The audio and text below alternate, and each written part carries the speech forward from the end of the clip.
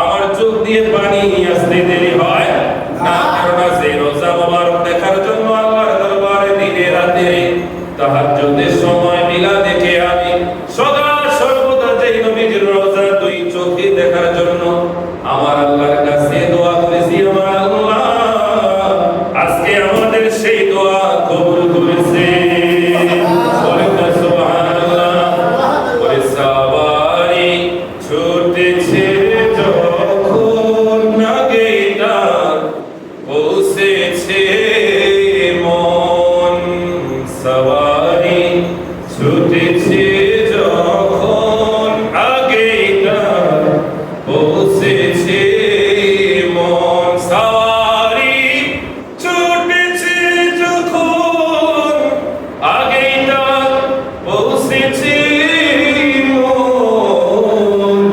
আরে দেখেছো গুম্বদে হাজরা তখন কি জোর ছিল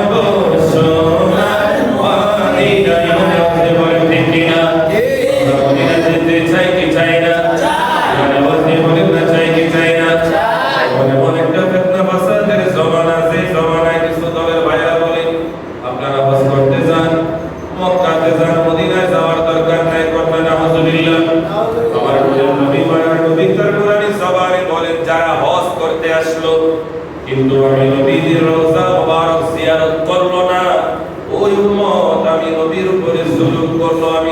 কষ্ট দিল। যারা হজ করার নামে নবীর রওজা শরীফ জিয়ারত না করে নবীকে কষ্ট দেয়, ওই উম্মত কি জান্নাতে যাইবে? ওরা বাইনা জান্নাতে যাইবে? পশ্চিমকালে অসম্ভব নয়, কেননা জান্নাতের মালিক আমার আল্লাহ উপহার দিয়েছে আমার নবীর কন্যা। সুবহানাল্লাহ। জান্নাতের সরদার হবে আমার নবীর সন্তান, নবীজির আওলাদ ও হিজর ইমামে আলী মুকাম ইমামে হাসান এবং হুসাইন। ওই জান্নাতের যুবকদের সরদারের আওলাদ বংশধর নসল হচ্ছে হুজুর বাবা মঈনুদ্দিন বাবা সাইফুদ্দিন কন্যা। সুবহানাল্লাহ। আমাদের রাসূলের খানকা শরীফে যে আল্লাহ আমাদেরকে কবুল করেছেন, আমরা খুশি না বেজার? খুশি। মহব্বতে পড়তে পারবেন নি ইয়া রাসূলুল্লাহ? একটু মহব্বতে বলেন না ইয়া আল্লাহ। একটু সুন্দর সময় মহান আল্লাহ পাকের ইসমে জাতের জিকির করব। সকলেই কণ্ঠের আওয়াজকে বন্ধ করে দিবেন, একটা জবান বন্ধ রাখবেন না। আপনারা আমার সাথে সাথে ইসমে জাতের মহান আল্লাহ পাকের আল্লাহ আল্লাহ জিকির করবেন, নিজের পাকস্থলীর কলবের মধ্যে ধাক্কা দিবেন। কেন রব্বুল আলামিন বলেন, আলা ইন্না বিযিকরিল্লাহি তাতমাইন্নুল কুলুব। বান্দাকে আমি আল্লাহ তাআলা যে কলব দিয়েছি, যে আত্মা দিয়েছি, এই কলবটা জীবিত থাকে আমি আল্লাহর আলোচনা জিকির দ্বারা করব। সুবহানাল্লাহ। আমার নূরের নবী মায়ার নবী বলেন, দুনিয়ার জমিনে যখন তোমরা জান্নাত দেখতে পাবে গো, সাথে সাথে ওই জান্নাতের মেহমান হবে। শুধু তাই নয়, ওই জান্নাতের মেহমান হয়ে ওই জান্নাত থেকে তোমরা জান্নাতি ফল ভক্ষণ করবে। সুবহানাল্লাহ। আর সাহাবীরা বললেন, ইয়া রাসূলুল্লাহ, ইয়া হাবিবাল নবী গো, ও মায়ার নবী, দয়াল নবী, দুনিয়াতে এমন জান্নাত আছে যে জান্নাতের ফল আবার ভক্ষণ করা যায়? আমার নূরের নবী মায়ার নবী বলেছে, আমি দুনিয়ার জমিনে ওই জান্নাত হচ্ছে জিকিরের মজলিস। আর ওই জান্নাতি ফল হচ্ছে লা ইলাহা ইল্লাল্লাহ। ওই জান্নাতি ফল হচ্ছে সুবহানাল্লাহ। ওই জান্নাতি ফল হচ্ছে আলহামদুলিল্লাহ। ওই জান্নাতি ফল হচ্ছে আল্লাহু আকবার। এই ফল আমরা খেতে চাই কি চাই না? বলেন না, চাই কি চাই না? মহব্বতে বলেন আল্লাহ আল্লাহ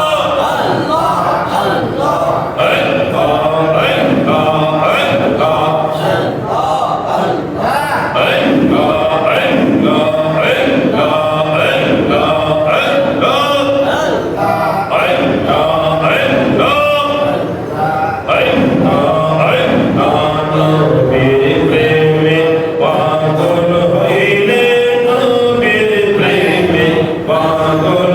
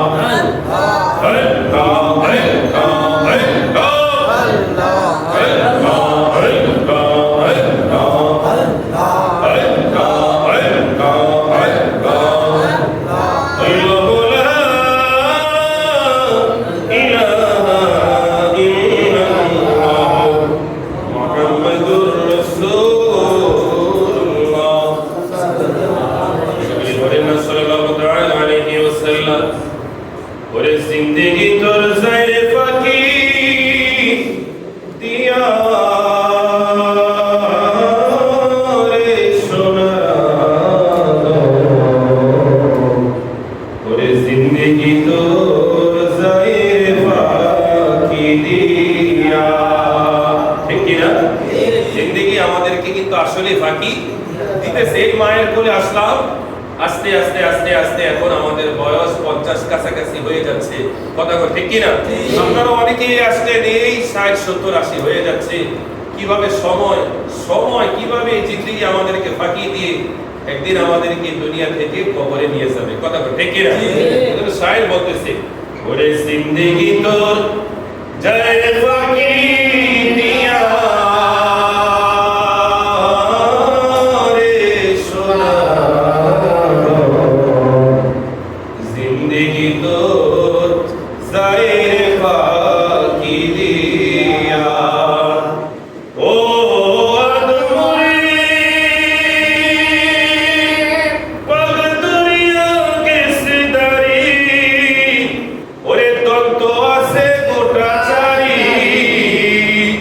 সমঞ্জারি করিয়াছে গিয়া রে সোনা,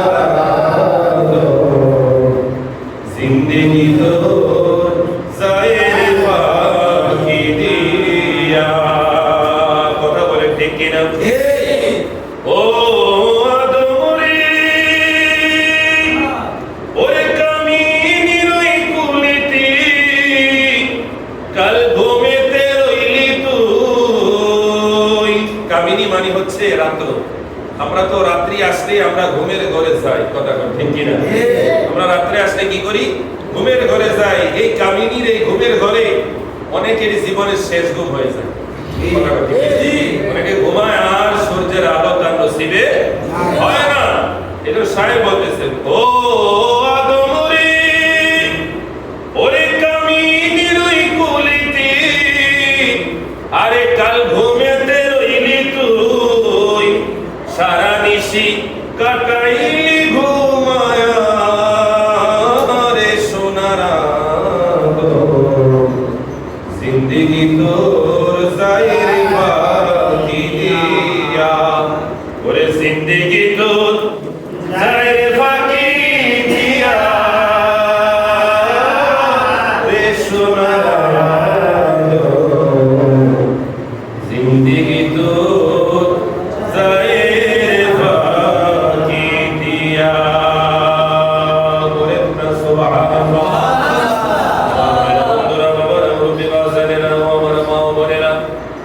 এই জমিনে আমরা একদিন ছিলাম, তথা আমাদের দাদার একদিন ছিল, আজকে তারা নাই। আজকে আমরা এই জমিনে আছি, একদিন আমরা থাকবো না। আমাদের সন্তানরা জমিনে আসবে, তারাও একদিন থাকবে না, এটাই চিরন্তন সত্য। কিন্তু এই জমিনে এসেছি একা, যাবো একা। এই যে মাঝখানে কোটায় জগৎরা হচ্ছে একটা ধোঁকা। জগৎরা কি? কথা বলে জগৎরা কি? রব্বুল আলামিনের জন্যই বলে ওয়াল্লাহ আসর, আল্লাহ সময়ের কসম খেয়ে বললেন, ও আমার বান্দা আমি আল্লাহ সময়ের কসম খেলাম। ইন্নাল ইনসানা লাফি খুসর, দুনিয়ার সমস্ত মানুষগুলো ক্ষতির মধ্যে রয়েছে। ঘোষণা কার? আল্লাহ। মানে কথা কয় না ঘোষণা কার? আমরা ক্ষতির মধ্যে আছি, আমার আল্লাহ ঘোষণা দিলেন। তাইলে কি আমরা সবাই ক্ষতির মধ্যে? যদি ক্ষতির মধ্যে থাকি, ইমানদার কারা, মুনাফিক কারা, বেঈমান কারা হবে, জান্নাতি কারা হবে, জাহান্নামী কারা হবে? আমার আল্লাহ বললেন, বান্দা একটু সামনের দিকে যা, কন্যা সুবহানাল্লাহ। রব্বুল আলামিন বললেন, ইল্লাল্লাযীনা আমানু, যারা ঈমান আনে। কি আনে? ঈমান আনে। ঈমান আনলেওয়ালা ব্যক্তি দুনিয়ার ক্ষতি থেকে, দুনিয়ার ফাহিশা থেকে, দুনিয়ার ধোঁকা থেকে আমার আল্লাহ তাআলা তাকে বাঁচিয়ে দেয়। কন্যা সুবহানাল্লাহ।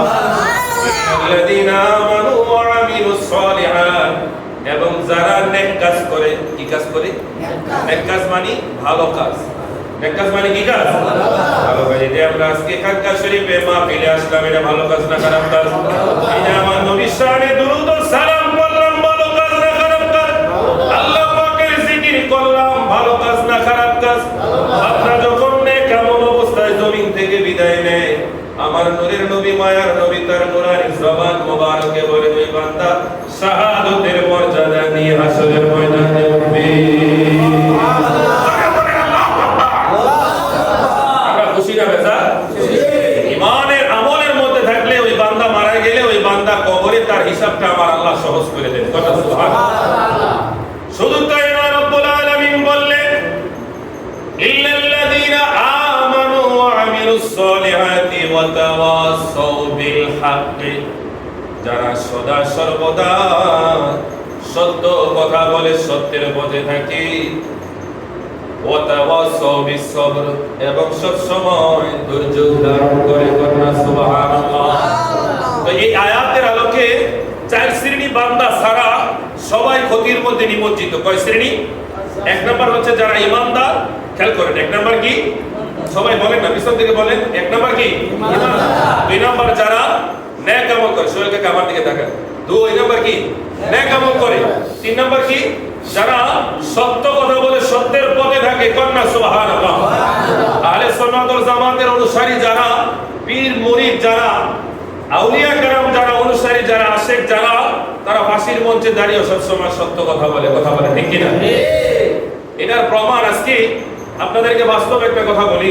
আজকে নারায়ণগঞ্জের প্রাণ গ্রুপের যিনি মালিক বাবুল সাহেব, তিনি নারায়ণগঞ্জে, তিনি বাংলাদেশ জাতীয়তাবাদী বিএনপি নারায়ণগঞ্জ 5 আসনের হয়ে তিনি এমপি ইলেকশন করবেন। এই মনোনয়নের জন্য তিনি সকল আলেম ওলামাদেরকে দাওয়াত করলেন। এই জায়গায় কওমি আছে, তারপর আলিয়া আছে, সুন্নি আছে, ওহাবি আছে, বর্তমানে জামাত ইসলাম আছে, সরমনাই আছে, সকল দলের জগৎবাণী শক্ত আলেম ওলামা ওই জায়গায় উপস্থিত। তো ইন্ডিমিটাই তো আমি আবার আব্বাসী হুজুরের দরবারে দার্সে বুখারী ক্লাস করি। তো আব্বাসী হুজুরের দরবার থেকে আমি ওই জায়গায় গেলাম একটু শেষে। তো সবাই বক্তব্য দিতেছে, তো আমার সুযোগ হয়নি। তো ইন্টিমিট টাইমে দুরুদ ও সালামের ভাতটা আমার ভাগ্যে এসেছে। কন্যা সুবহানাল্লাহ। তো চিন্তা করতেছি, যে মজলিসে আসলাম, যাদেরকে দেখতেছি, এরা তো বোম মার গ্রেনেড মারলেও নবীজির দুরুদ ও সালাম জবান দিয়ে বের করতো না। আল্লাহ আল্লাহ বলতেছি, আল্লাহ ইজ্জত রক্ষা করো। আমরা উপস্থিত আছি, এই জায়গায় দুরুদ ও সালাম না হলে আমরা মারামারি চাই না। আমরা চাই ওই ভাইরাও যেন এমন একটা পরিবেশ করে দাও, তারাও যেন দুরুদ ও সালাম পড়ে। আল্লাহর কি মেহেরবানি, ঘুরতে ঘুরতে ঘুরতে ঘুরতে সময়টা আমার কাছে এসে দুরুদ ও সালাম পড়ার জন্য। তো দুরুদ ও সালাম সংক্ষিপ্তভাবে পড়লাম। তখন পড়ার পরে তখন আমরা সবাই যারা ছিলাম, যিনি দাওয়াতি মেহমান তথা যিনি দাওয়াত করেছেন সাহাবে দাওয়াত বাবুল সাহেব, এবং তার সহপাঠী সহ বিএনপি নেতৃত্ব, স্থানীয় নেতাবৃন্দ সহ, এবং অনেক আলেম ওলামা সহ 80% মানুষ দাঁড়িয়ে আছে। মুসলিময় ঘুমটাওয়ালা কয়েকজন মৌলবী সত্য, তারা দাঁড়ায় নাই। তো আমরা মিলাদ পড়লাম, দাঁড়ে আলহামদুলিল্লাহ কিয়াম করলাম, বসলাম। বসে আমি কিছুক্ষণ কথা বললাম, পরে বললাম যে দেখেন, আল্লাহর নবীর উপরে দুরূদ ও সালাম পড়া আমার আল্লাহর হুকুম, নবীকে সালাম দিতে হবে, এটাও আল্লাহ পাকের হুকুম। এখন আমরা দাঁড়িয়ে দিয়েছি, এটা আমাদের এই দাঁড়ানোটা আমাদের ভালো লাগে, এটা তাজিম মনে হয়, এই জন্য আমরা দাঁড়িয়ে দিয়েছি। এই ভাইরা বসে দিয়েছেন, আপনারা মাইন্ড করেন না, ইজ্জতের মালিক আল্লাহ। আপনারা যদি বসে দেওয়াটাকে সম্মান মনে করেন, ইজ্জত মনে করেন, তাহলে আপনাদের সাথে আমাদের কোনো মারামারি কাটাকাটি নাই। আপনারা বসে হইলেও দেন, বসে হইলেও দেন, কিন্তু আপনাদেরকে আমি কসম খেয়ে বলি, ওয়াইসাতুর রব্বি আল্লাহর কসম খেয়ে বলি, যারা বসেছিলেন, আরে বৈশা বৈশাও যদি সালামটা দিতে বসতাম, তারা সালামের পক্ষে, কিন্তু বসে দাঁড়ানোর বিপক্ষে। কিন্তু সত্যি কথা বলতে কি, ওই ঘুমটা মৌলবী বসে বসেও তার জবানটা লড়ে না। নাউজুবিল্লাহ বলবেন না? মূল কথা বললাম, আহলে সুন্নাত ওয়াল জামাতের অনুসারী যারা, তারা হাজারো বাতিলের সামনে নিজের হকটা তারা প্রতিষ্ঠিত করবে, এবং প্রতিষ্ঠিত করার জন্য কার কাছে সাহায্য চাইবে? আল্লাহর কাছে। যখন সত্যিকার আপনি সাহায্য চাইবেন, দেখবেন আল্লাহ বাতিলের দুর্গে বসরাতে আপনাকে সাহায্য করবে। কন্যা সুবহানাল্লাহ। আল্লাহ সেই ক্ষমতা আছে কি নাই? আছে। তো আমাদের চাওয়াতেই অপূর্ণতা। আমরা যদি চাওয়ার মতো চাইতে জানি, তাহলে এজন্য ওই যে আমরা ছোটবেলা আমার আম্মা জানের কণ্ঠ থেকে শুনতাম, ওই যে গজলটা এমন ছিল, ডাকার মতো ডাকতে জানি না রে আল্লাহ, কেমন করে ডাকবো তোমায়, ডাকতে জানি না রে আল্লাহ, যদি ডাকতে জানি অবশ্যই আমার আল্লাহ আমাদের ডাকে কি দিবে? শ্বাসের কাছে জান্নাত। আল্লাহু আকবার, আল্লাহু আকবার। তো যাই হোক, চতুর্দিকে হয়তো আজান হচ্ছে, সাময়িক আমাদের শ্বাসের কাছে জান্নাত, সাময়িক আমাদের আজকে 5 মিনিটের জন্য অথবা আজানের জন্য আমরা বাইরে অবস্থায়, তারপর আবার ধারাবাহিকভাবে 7টা পর্যন্ত ধারাবাহিক আলোচনা চলবে। সুবসরটা গাঙ্গা শরীফ ইনশাআল্লাহ জামাত হবে, থাকবো তো ইনশাআল্লাহ? আরে কথা কয় না, থাকবো তো ইনশাআল্লাহ?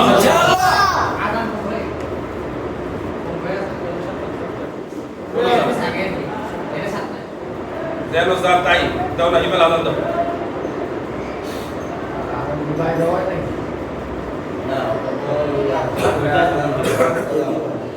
এমন একজন আল্লাহর ওলি যার এই কথা 100% সত্য যে আমি কাজা গরিবে নওয়াজে গরদানে আমার মামা হুজুর সাহেব সে বাগদাদের কদম কন্যা সুবহানাল্লাহ, ওই কদমের ধুলা আমার চোখের মধ্যে আমি মাসে করি, যার দ্বারা আমি বরকত নেই, আমার চোখের আলোকে আমি বাড়িয়ে দিই কন্যা সুবহানাল্লাহ।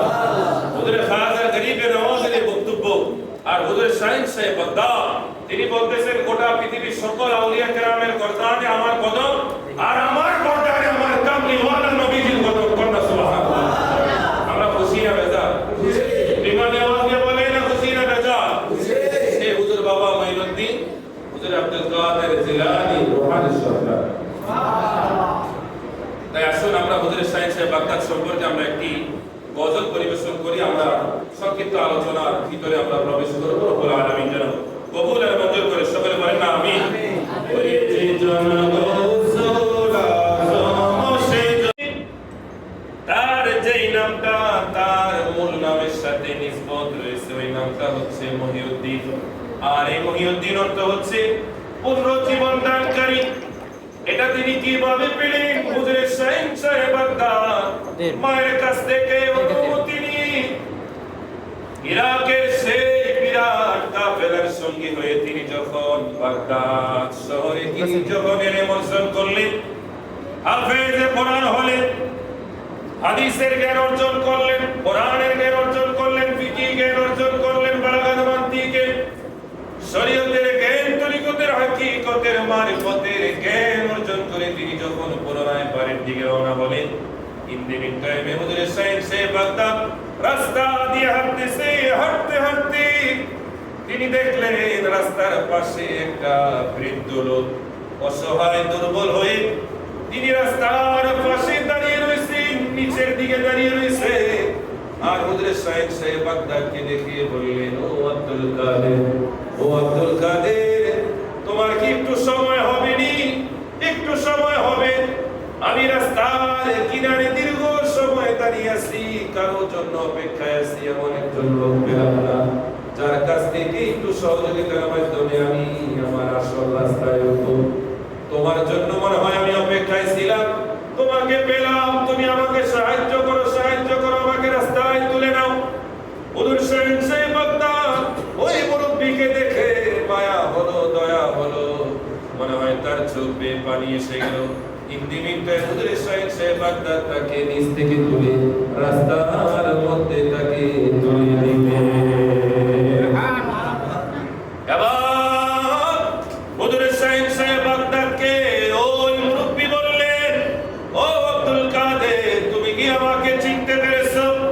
হুজুর আব্দুল কাদের জিলানী বলে, আপনি তো বয়োজ্যেষ্ঠ একজন মানুষ, এটাই তো আপনার পরিচয়, কিন্তু আপনার নাম ঠিকানা তো আমি জানি না। আপনার নাম ঠিকানা আপনি আমাকে না বললে আমি কিভাবে জানবো?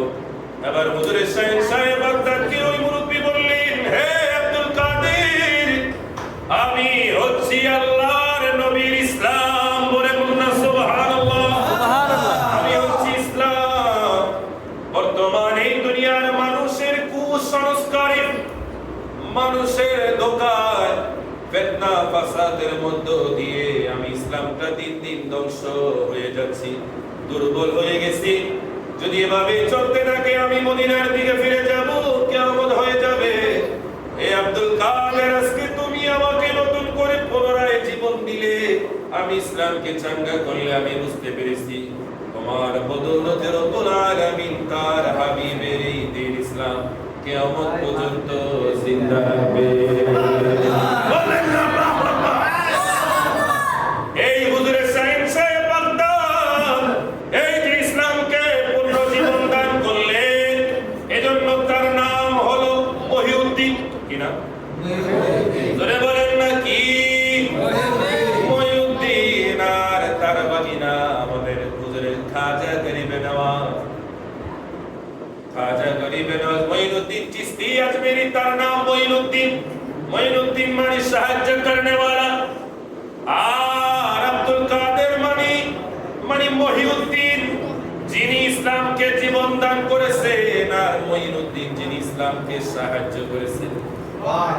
মহিউদ্দিন মানে পুনর্জীবন দানকারী, আর মঈনুদ্দিন মানে হচ্ছে সাহায্য করনে वाला। কন্যা সুবহানাল্লাহ। এই যেমন হুজুরে বাবা মঈনুদ্দিন যদি এই ভবের চরে জমিনে না আসতেন, তাইলে আপনাদের এই খানকা শরীফ হতো? একটু কথা বলতে হবে, হতো? কখনো হতো না, কখনো হতো না।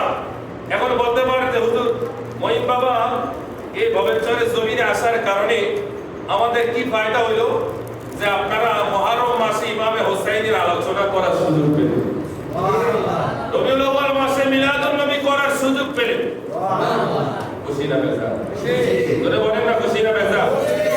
মেরাজুন নবীর মাসে, রজব মাসে মেরাজ শরীফ পালন করার সুযোগ পেলেন, এবং শাবানের 14 তারিখ দিবাগত রজনীতে শবে বরাতের মতো একটি গুরুত্বপূর্ণ ইবাদত পালন করার সুযোগ পেলেন, এবং ঈদে মাসিক গিয়ারবে শরীফ, এটা আমাদের সিলসিলা শ্রীকুটে শাইখ সাহেব শ্রীকুটের দরবারে রয়েছে, যেটা ভবেরচর কাদেরিয়া মাদ্রাসায় হয়।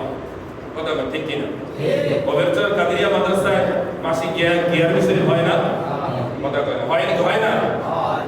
মাইজবান্ডার দরবারেও কিন্তু মাসিক গিয়ারবে শরীফের মাহফিল হয়। কথা ঠিক কিনা? কেন? কারণ এগুলো হচ্ছে কাদেরিয়া তরিকার সিলসিলা। কাদেরিয়া সিলসিলা অনুসারী যারা, হুজুরে শাইখ সাহেব বাগদাদের অনুসারী যারা, হুজুরে আব্দুল কাদের জিলানী, আমরা তো মিলাদুন নবী বছরে একদিন পালন করি, কিন্তু হুজুরে আব্দুল কাদের জিলানী বছরে 12 মাস তিনি মিলাদুন নবী পালন করতেন। কন্যা সুবহানাল্লাহ। তার জমানায় তিনি 12 শরীফ করতেন। আমার নবীর আগমনের দিনে 12 তারিখের দিনে তিনি ওই জমানার শ্রেষ্ঠ গাউস ও কুতুবদেরকে নিয়ে তিনি মিলাদ মাহফিল, তিনি তাসবিহ তাহলিল করতেন। একদিন করতে করতে করতে করতে জীবনের একটি সময় হুজুরে শাইখ সাহেব বাগদাদের স্বপ্নের বাসর করে আমার নূরের নবীজি হাজির হয়ে গেলেন। আল্লাহর নবী, দুল জাহানের বাদশা নবী মুহাম্মদুর রাসূলুল্লাহ সাল্লাল্লাহু আলাইহি ওয়াসাল্লাম নবীজি হুজুরে শাইখ সাহেব বাগদাদের স্বপ্নের করে হাজির হয়ে বললেন, হে আব্দুল কাদের, আমি নবীজি, তুমি যে আমার উপরে প্রত্যেক মাসে 12 শরীফ করো, এজন্য আমি নবীজি তোমার উপরে খুশি হয়েছি, রাজি হয়েছি। আব্দুল কাদের, যাও যাও যাও যাও, তুমি আমি নবীজির আগমনের দিনকে সম্মান করে মিলাদ মাহফিল, জিকিরের মাহফিল, তাসবিহের মাহফিল করো।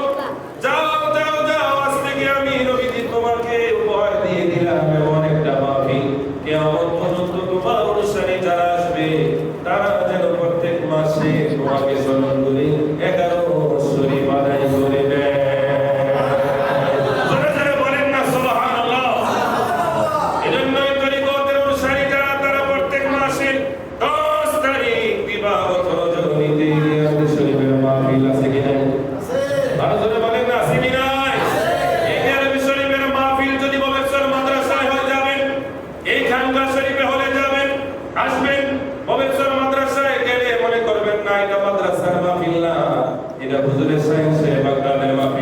এটা যদি মনে করে মাদ্রাসার কোনো কমিটির ব্যক্তিগত মাহফিল, কেউ যদি এটাকে ব্যক্তিগত মাহফিল মনে করে, সে বেয়াদব, সে জালিম। আর এটা কারো ব্যক্তিগত মাহফিল নয়, এটা তরিকতের সকলের মাহফিল। কথা বলতে কিনা? এই সমস্ত মাহফিলে যারা আসবে তাদের সাথে ভালো ব্যবহার দরকার আছে কিনা? আরো জোরে বলেন, আছে কিনা? এজন্য মাদ্রাসায় গিয়ারবে শরীফের মাহফিলে যাওয়ার পরে কর্মকর্তা যারা যদি কেউ অসন্তুষ্ট হয়ে আসে, এটা কি মাদ্রাসার দোষ না, ওই যে খাসালতের দোষ? তবে এই খানকা শরীফে আসার পরে কোনো ভাইয়ের দ্বারা যদি কথায় আঘাতপ্রাপ্ত হয়ে যদি কেউ কষ্ট পেয়ে যদি যায়, তাহলে এটা কি খানকার দোষ না, ব্যবহারের দোষ, খাসালতের দোষ? কথা ঠিক কি না? যাদের এই উপর খাসালত আছে, আল্লাহ যেন তাদেরকে হেদায়েত দান করে। সকলে বলেন না আমিন। যারা ভাগ চায়, যারা ভাগাভাগি করতে চায়, যারা সুন্নি হয়ে সুন্নিদের কলঙ্ক, এরকম আছে কি না? যারা সুন্নি হয়ে সুন্নিদের বদনাম করতে চায়, কে মাইজবান্ডারি মুরিদ, কে অমুকের মুরিদ, কে তমুকের মুরিদ। একটা বিষয় খেয়াল রাখবেন, ইসলামের ক্ষতি যতটুকু কাফের ইহুদি মুনাফিকরা করেছে, তার চেয়ে তো আরো বেশি ইসলামের লেবাসদারি মুনাফিকেরা করেছে। কথা কর ঠিক কিনা? তো প্রিয় হাজির, সত্যিকারের দরবারগুলো তো কিছু এরকম জালিম থাকে, কিছু এরকম কুচিত্র মানে কুৎসিত ব্যবহার চরিত্রে দেখতো এরকম কিছু মানুষ থাকে যাদের ব্যবহারের কারণে এই সমস্ত জায়গায় মানুষ যেতে চায় না। এরকম আছে কি নাই? আল্লাহ ওই জালিমগুলোকে হেদায়েত দান করুন। সকলে বলেন না আমিন। এবার আসেন হুজুর সাইন সাহেব বাগদাদ, হুজুর আব্দুল কাদের জিলানী। তিনি একদিন যখন বাগদাদ শরীফ থেকে আলেম হই, তিনি যখন বাগদাদের মসজিদের মিম্বরে দাঁড়িয়ে তিনি যখন খুতবা দিতেছেন, আলোচনা করতেছেন, ইন্দিরিম টাইমে মুসল্লিদের মধ্যে কে যেন এক বাক্যে চিৎকার দিয়ে বলে উঠলে, হে মহিউদ্দিন, মহিউদ্দিন আমাদেরকে সাহায্য করো। সুবহানাল্লাহ। জোরে বলেন না সুবহানাল্লাহ। সুবহানাল্লাহ। সবাই দেখলেন এটা মজলিস থেকে নয়, এটা অদৃশ্য থেকে এই আওয়াজটা এসেছে। কি থেকে? অদৃশ্য থেকে এই আওয়াজ এসেছে। কে যেন একজন বলতেছে, হে মহিউদ্দিন, মহিউদ্দিন, দ্বীনকে সাহায্য করো, দ্বীনকে তুমি নতুন করে রূপ ধারণ করো। কন্যা সুবহানাল্লাহ। আজকে কোটি কোটি এই পৃথিবীর জমিনে কাদেরিয়া তরিকার অনুসারী আছে কি নাই? জোরে বলেন আছে কি নাই? ভাইরা আমার, আল্লাহর ওলি হতে হলে ইলম অর্জন করতে হয়, সূরা ফাতিহা জানতে হবে, নামাজের সূরা কেরাতগুলো জানতে হবে। কথা ঠিক কি না? ঠিক। আপনি কোরআন হাদিসের ইলম ছাড়া ওলি হওয়ার সুযোগ নাই। তবে ওলি হওয়ার দুইটা মাধ্যম আছে, একটা নিজের ইবাদত দ্বারা, রিয়াজত দ্বারা, ইলম দ্বারা, আরেকটা হচ্ছে পীর ও মুর্শিদের নেক নজর দ্বারা, মা বাবার নেক নজর দ্বারা। কথা ঠিক কি না? ঠিক। আপনি মা বাবার নেক নজর কেমনে হাসিল করবেন? জ্ঞান ছাড়া সম্ভব? জ্ঞান অর্জন ছাড়া পীর ও মুর্শিদের নেক নজর হাসিল করা সম্ভব? পশ্চিম কালেও সম্ভব, কথা পশ্চিম কালেও সম্ভব। এজন্য আমরা ইলম চাই কি চাই না? ইলম অর্জন চাই কি চাই না? আমাদের জন্য যে সূরা কেরাতগুলো আমাদের দরকার, এগুলো শিখবেন। মসজিদের ইমাম সাহেবদের কাছ থেকে শুধু দোয়া চাইবেন, বিষয়টা এমন নয়। বলবেন হুজুর আমাকে সূরা ফাতিহাটা শিক্ষা দেন, 10টা সূরা ছোট ছোট শিক্ষা দেন। হুজুরে যদি না দেয়, তখন আপনি হুজুরের কাছ থেকে জবাবদিহি করতে পারবেন, কেননা আপনিও মসজিদে বেতন দেন। কথা ঠিক না? হুজুরকে খাবারের জন্য আপনিও ব্যবস্থা করেন। এগুলি ইমাম সাহেবদের কাছ থেকে শিখা আমাদের দায়িত্ব, কর্তব্য। কথা ঠিক না? আমরা খুশি না বেজার? আরে জোরে বলেন না খুশি না বেজার? খুশি। হুজুরে শাইখ সাহেব বাগদাদের ইলমের পাওয়ার কেমন জানেন? হুজুরে শাইখ সাহেব বাগদাদ একদিন গভীর রজনীতে তিনি নামাজ পড়তেছেন, খেয়াল করে। ইন্দিমির টাইমে শূন্যের মধ্যে একজন এসে বলতেছে, হে আব্দুল কাদের, আমি তোমার ইবাদতে সন্তুষ্ট, তোমার রিয়াজতে সন্তুষ্ট, আর তোমার আর আমার টাকা লাগবে না, ইবাদত করা লাগবে না, আর নামাজ রোজা তোমার করা লাগবে না। তুমি যা করছো এতেই আমি সন্তুষ্ট, তোমার ভবিষ্যতের সকল ইবাদত মাফ করে দিলাম। কন্যা নাউজুবিল্লাহ। তারপর বলতেছে, আপনার পরিচয়, আপনি কে আমাকে এগুলো বলা? বলতেছে, আমি তোমার খোদা। কন্যা নাউজুবিল্লাহ। শয়তান বিশাল বড় সিংহাসন নিয়ে বসে নিজেকে খোদা দাবি করে হুজুর শাইখ সাহেব বাগদাদকে এসে বলতেছে, আব্দুল কাদের, তোমার ইবাদতে আমি কি খুশি না বেজার? খুশি। রিয়াজতে খুশি। তোমার আর আমার ইবাদত বন্দি করা লাগবে না, তোমার আর আমাকে ডাকা লাগবে না, ডাকা লাগবে না। ইন্তিমির টাইমে, খেয়াল করে, ইন্তিমির টাইমে হুজুর আব্দুল কাদের জিলানী বললেন, আরে আমার আগে ওই জমিনের মধ্যে কত তাবিঈন ছিল, কাউকে তো আপনি এই কথা বলেন নাই। কত তাবিঈন ছিল, আপনি তো কাউকে বলেন নাই। কত তো সাহাবী ছিল, কাউকে বলেন নাই। সাহাবীদের সরদার যিনি হযরত সিদ্দিক আবু বকর, তাকেও তো এই কথা বলেন নাই। কোন নবী রাসূলদেরকে তো এই কথা বলেন নাই। আমার নবীকেও এই কথা বলেন নাই। যেহেতু আমাকে বলেছেন, বুঝতে আর বাকি নাই, আপনি তো খোদা না, আপনি তো মিস্টার ইবলিস। কথা বলতে কি না? ঠিক। আপনি খোদা না, কি মিস্টার ইবলিস। কারণ ইবলিস তারা এই কথা কেউ কোনদিন বলতে পারে না। আরে আল্লাহর ইবাদত বান্দা যত বেশি করে, আল্লাহ খুশি না বেজার? খুশি। দেখেন আল্লাহ বান্দাকে কেমন পছন্দ করে। দুনিয়াতে আপনার সাথে আমার যত সম্পর্ক ভালো হোক, যত ভালো হোক, যেমন আমি নারায়ণগঞ্জে থাকি। কোথায় থাকি? নারায়ণগঞ্জে থাকি। আমি আমার সকালে নাস্তার জন্য নারায়ণগঞ্জের কয়েকটা হোটেল আছে, যে আমি গেলে সর্বোচ্চ তারা ইজ্জত সম্মান দিয়ে নাচবে, এটা ওদের ঘোষণা দেয়। ওদের জন্য সব কিছু, তিন বেলা হলে তিন বেলা, এক বেলা হলে এক বেলা, দুই বেলা হলে দুই বেলা। তো বিশ্বাস করে আমি এক সপ্তাহ যে হোটেলে যাই একদিন খাই, আর পরে এক সপ্তাহ না 10-20 দিন মাসও আমি এদিকে যাইতে চাই না, শরম লাগে। কারণ প্রথম দিন যে ইজ্জতরা, খোদার কসম প্রতিদিনে আসলে ইজ্জতরা হবে, কথা ইজ্জত হবে, হয়তো হবে। কেমন হবে? একদিন গেলে আপনার গরু দিয়ে খাওয়াইবো, পরের দিন গেলে মুরগি, আস্তে আস্তে পারবো না, কমবো, স্বাভাবিক কমবে। কারণ ইজ্জতওয়ালা মানুষ যতই হোক প্রতিদিন তার সাথে ওঠা বসা আসার কারণে একটু হলে ইজ্জত কি কমে, এটা স্বাভাবিক। আপনি আমার ঘরে একদিন আসলে ভালো লাগবে, 2 দিন আসলে ভালো লাগবে, 3 দিন আসলে ভালো লাগবে, 4 দিনের দিন আসলে আরে ভাই প্রতিদিনই আইবো, প্রতিদিনই খাইবো, কতদিন ভালো লাগে। আমারও তো জান আছে, এরকম আমরা বিরক্ত হই না? আল্লাহ বলে বান্দা আমার কাছে আমাকে যত ডাকবি ততই আমি আল্লাহ তোদের ডাকে খুশি হয়ে যাই। কন্যা সুবহানাল্লাহ। ততই আমি তোর উপরে রহমত বর্ষণ করি। যত আমার ঘরের দিকে আসবি, দুনিয়ার সব ঘরে বেশি বেশি গেলে ইজ্জত কমে, আর মসজিদে বেশি বেশি গেলে ইজ্জত বাড়ে। সুবহানাল্লাহ। বাইতিয়া কই ওই ঘরের সাথে সম্পর্ক রাখতে চাই কি চাই না? ওই মালিকের সাথে সম্পর্ক রাখতে চাই কি চাই না? ওই নবীর সাথে সম্পর্ক রাখতে চাই কি চাই না? জোরে বলেন না সুবহানাল্লাহ। সুবহানাল্লাহ। আমার মুর্শিদ নীল আমার মন কারিয়া। ওই বাবা আজ থেকে প্রায় 1 যুগ আগে, তারও বেশি, 2011 সালে, 15 বছর হয়ে যায়, আমাদের মাঝ থেকে বিদায় নিয়েছে। আজও সেই বাবার মহাব্বতে আমরা খানকা শরীফে আসি। আরে কথা বলে ঠিক কিনা? সেই বাবার মহাব্বতে মেজবান্ডার দরবারে যায়, আওয়াজ দিয়ে বলে ঠিক কিনা? আশিক যেই জায়গায় থাকুক তার পীর ও মুর্শিদকে এক মুহূর্ত বলে ইধর শায়ের বলতেছে, আরে আমার মুর্শিদ নীল আমার মন কারিয়া। ওরে কেমন করে নীল এমন প্রেমী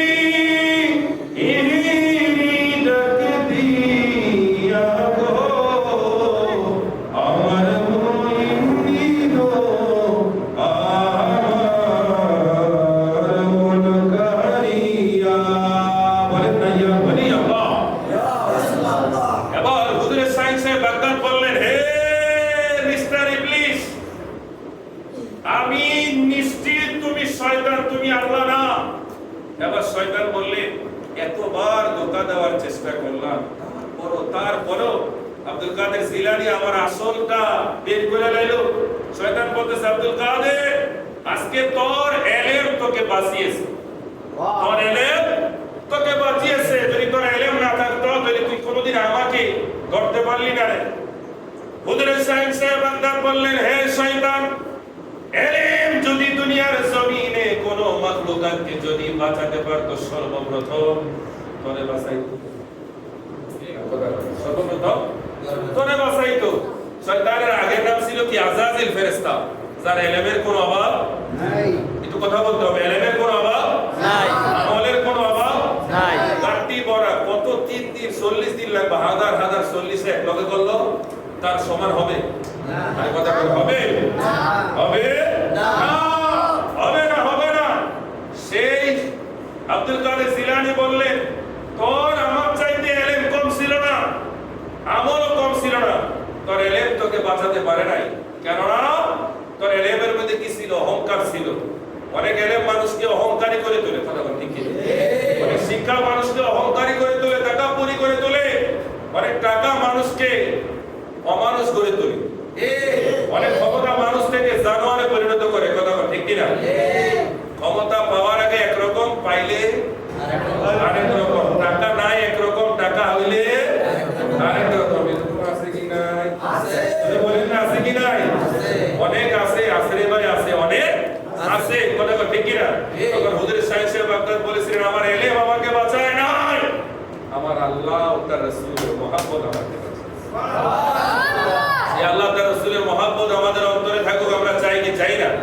মানে হুজুর সাইয়েদ বাগদাদের কেমন ইলম জানতে চান? হুজুর সাইয়েদ বাগদাদের ইলমটা এমন, তার জামানায় একজন নাস্তিক ছিল, যে শুধু নাস্তিক নয়, কাফের। ওই নাস্তিক সকলের কাছে ঢোল পিটাইতো আর বলতো যে আমার 3টা প্রশ্ন যদি ইসলামের কোন একজন পণ্ডিত যদি দিতে পারে আমি ইসলামের মধ্যে দীক্ষিত হয়ে যাব, আমি ইসলাম ধর্ম গ্রহণ করব। তো ওই জমানায় এই 3টা প্রশ্নের উত্তর দেওয়ার মতন কোন ইসলামিক ওরকম পণ্ডিত ছিল না। ইন দি মিন টাইমে হুজুর শাইখ সাহেব বাগদাদের কাছে একজন মুরিদ গিয়ে এই কথা সংবাদ জানালেন যে হুজুর এমন এমন একজন কাফের নাস্তিক রয়েছে যে আমাদের ধর্ম নিয়ে যা খুশি তা উপহাস করে, তিরস্কার করে, এবং সে বলে আমার 3টা প্রশ্নের উত্তর যদি আমি পাই আমি নাস্তিক থেকে আস্তিক হব, কাফের থেকে মুসলমান হব। তো হুজুর শাইখ সাহেব বাগদাদ বলেন তাই নাকি, তাহলে তাকে আমার কাছে একটু নিয়ে আসো, আমার সালামটা তাকে দাও, সে যেন আমার কাছে আসে। যদি আসে তাহলে তো আলহামদুলিল্লাহ, না আসলে তাকে বলো যে আমি তার সাথে দেখা করতে চাই, কোথায় দেখা করব সে যেন সেই জায়গা টাইমটা যেন বলে দেয়। কথা সুবহানাল্লাহ। আপনারা বলেন হুজুরে কাউসে পাক ওই নাস্তিকের সাথে পারবে কি পারবে না? আপনাদের মনে হয় পারবে? এবার দেখি ঘটনাটা কি, আমরা শুনতে চাই কি চাই না? মনোযোগ আছে? মনোযোগ আছে? এবার হুজুরের শাইখ সাহেব বাগদাদ তিনি যখন ওই নাস্তিকের কাছে প্রস্তাব পাঠাবেন, নাস্তিক বললেন ঠিক আছে, ওনার আসার দরকার নাই, আমি জানি উনিও ওনার বড়টা পারতো না, তাহলে আমি যাব। তো হুজুরের শাইখ সাহেব বাগদাদ তিনি তার ছাত্রদেরকে নিয়ে ভরা মজলিসে তিনি হাজার হাজার মানুষদের সামনে তিনি নসিহত করতেছেন, ক্লাস করাচ্ছেন। নাস্তিক আসলো, নাস্তিক আসার পরে নাস্তিক বললেন হে আব্দুল কাদের, শুনেছি আমার 3টা কঠিন প্রশ্নের সমাধান নাকি তোমার দরবারে রয়েছে, তোমার কাছে আছে, তাহলে আর দেরি নয়, আমি সেই 3টি প্রশ্নের সমাধান চাই। হুজুর শাইখ সাহেব বাগদাদ বললেন ঠিক আছে, দেরি নয়, দেরি নয়, তুমি কি ভরা মজলিসে বলবে নাকি একা একই বলবে? বলে না না, ভরা মজলিসে সকলের সামনে আমি আমার 3টা প্রশ্ন করতে চাই। বলে ঠিক আছে করো। এবার নাস্তিক বললেন, সর্বপ্রথম প্রশ্ন করলেন আল্লাহ যে একজন আছে কেউ দেখে নাই, আল্লাহকে দেখা যায়? কথা বলতে হবে, দেখতে দেখা যায়? পিছন থেকে বলেন না রমজান ভাই, দেখা যায়, কিন্তু আল্লাহকে কি করতে হয়? বিশ্বাস করতে হয়। এজন্য আল্লাহ তাআলা বলেন আল্লাযীনা ইউমিনুনা বিল গায়বি, যারা ঈমানদার তারা কি করে? গায়েবের প্রতি কি করে? বিশ্বাস স্থাপন করে। তারা কি? ইউমিনুনা, ঈমানদার। আল্লাযীনা ইউমিনুনা বিল গায়বি ওয়া ইয়াকিমুনাস সালাতা, ওই ঈমান আনার পরে নামাজ কায়েম করে, ওই তুরা যাকাত, যাকাত প্রতিষ্ঠা করে, ওয়া মিম্মা রাযাকনাহুম ইউনফিকুন, এবং আল্লাহ তাআলা যা রিজিক দিয়েছে এই রিজিক থেকে যারা ব্যয় করে তারা কি? ঈমানদার। তারা কি? ঈমানদার। ঈমানদারের সর্বপ্রথম শর্ত কি? গায়েবের প্রতি বিশ্বাস স্থাপন করবে। কথা বলে কিসের প্রতি? তো জোরে বলেন না, কিসের প্রতি? হুজুর শাইখ সাহেব বাগদাদকে নাস্তিক বললেন আল্লাহ এক, কিন্তু দেখা যায় না। তোমরা যে বিশ্বাস করো, কিভাবে বিশ্বাস করো? কিভাবে মানুষ কালেমা দিয়ে কথা সাক্ষ্য দেয় যাকে দেখা যায় না সে কি একজন নাকি একাধিক? এই কথা কিভাবে বিশ্বাস করো তোমরা? এই প্রশ্নের উত্তর চাই। প্রশ্নটা বলছে যে তোমরা যে বলো লা ইলাহা ইল্লাল্লাহ, আল্লাহ ছাড়া কোনো মাবুদ নাই, কিন্তু তোমরা যে আল্লাহর সাক্ষী দাও, কিভাবে সাক্ষ্য দাও যারা তোমরা জিন্দেগিতে দেখো? তো না দেখে সাক্ষ্যটা, এই সাক্ষ্যটা কি আসলেই? তো না দেখে সাক্ষ্য দেওয়া, এটা বর্তমানে আমাদের এই আইন, দেশীয় আইন বলে।